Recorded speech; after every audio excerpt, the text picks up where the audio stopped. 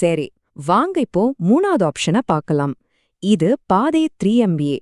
இது டெக்னிக்கல் ஃபீல்ட விட்டுட்டு பிசினஸ் உலகத்துக்குள்ள போற ஒரு வழி.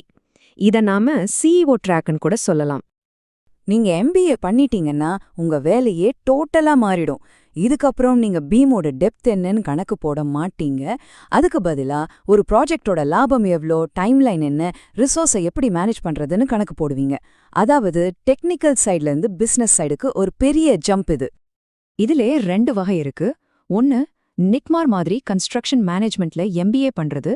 அப்படி பண்ணா நீங்க இதே இண்டஸ்ட்ரிக்குள்ளேயே ஒரு அசிஸ்டன்ட் ப்ராஜெக்ட் மேனேஜர் மாதிரி பெரிய பதவிகள்ல சேரலாம். ஆனா நீங்க ஒரு ஜெனரல் MBA பண்ணீங்கன்னா கன்ஸ்ட்ரக்ஷன் ஃபீல்ட விட்டே வெளியே போய் வேற ஒரு இண்டஸ்ட்ரியில கூட வேலைக்கு சேர வாய்ப்பு இருக்கு. சம்பள வளர்ச்சியை பத்தி பேசினா MBA பாதை மத்த 2 பாதையை விட ரொம்ப வேகமா இருக்கும்.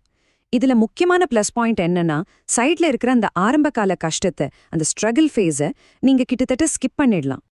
மொத்தத்துல உங்களுக்கு நல்ல கம்யூனிகேஷன் ஸ்கில்ஸ் இருக்கு, மேனேஜ்மெண்ட் பண்றது ரொம்ப பிடிக்கும், சீக்கிரமா பணமும் அந்தஸ்தும் வேணும்னு நினைச்சீங்கன்னா MBA track உங்களுக்கானதுதான்.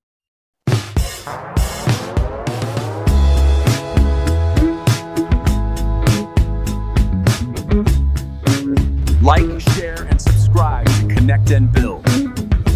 I have already done. Did you guys subscribe?